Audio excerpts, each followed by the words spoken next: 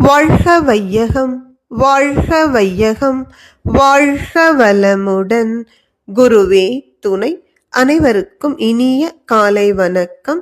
ஆசான் அருட்தந்தை வேதாத்ரி மகரிஷி அவர்களது ஞான களஞ்சிய கவிதைகள் பார்த்து கொண்டிருக்கிறோம். இன்று கவியன் 60, கூட்டுறவில் ஊழல்கள் என்பது தலைப்பு.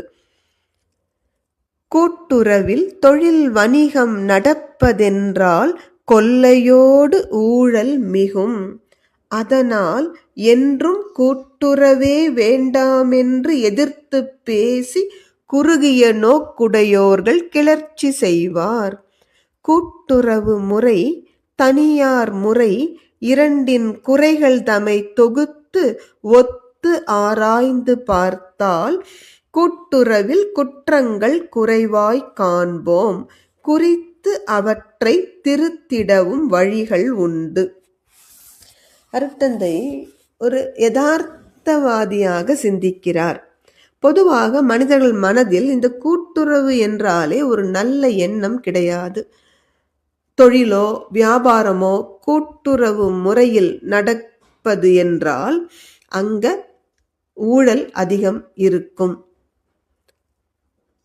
பொது சொத்தை கொள்ளையடிக்கின்ற பெரும் பெருச்சாளிகள் இருப்பார்கள். அதனால் கூட்டுறவே வேண்டாம் என்று எதிர்ப்பு தெரிவிப்பவர்கள் குறுகிய நோக்கம் உடையவர்கள், தொலைநோக்கு பார்வையோடு சிந்திக்க தெரியாதவர்கள் என்பது அருட்தந்தை அவர்களது கருத்து. அதற்கான தீர்வாக அருட்தந்தை என்ன சொல்கிறார் என்றால், ஒரு பக்கம் கூட்டுறவு முறையினுடைய நன்மை தீமைகளை தொகுத்து எழுதுவோம். அதே போல தனியார் முறையினுடைய நன்மை தீமையை தொகுத்து எழுதுவோம். இந்த இரண்டில் உள்ள குறைகளை சீர்தூக்கி பார்த்து குறைகள் அதிகம் எதில் இருக்கிறது என்று ஒப்பிட்டு ஆராய்ந்து பார்த்தால் கூட்டுறவு முறையை விட தனியார் வியாபாரத்தில் அதிகம் குற்றங்கள் இருப்பதை நாம் பார்க்க முடியும். கூட்டுறவிலோ குற்றங்கள் உண்டு, இல்லை என்று சொல்லவில்லை. திருவள்ளுவர் சொல்வார் அல்லவா, எது அதிகம் என்று பார்த்து எந்த ஒரு மனிதரிடமும் நன்மையும் உண்டு தீமையும் உண்டு. நாம் சீர்தூக்கி பார்த்து நன்மையை கொள்ள வேண்டும், குறைகளை தள்ள வேண்டும் என்று. அதே போல கூட்டுறவு முறையில் உள்ள குற்றங்கள் குறைகளை நாம் களைவதற்கு வழி காண வேண்டும். எந்தெந்த குற்றங்களை உடனடியாக களைய முடியுமோ அவற்றை களைவதற்கு சிலது கொஞ்சம் நாள் எடுக்கும்.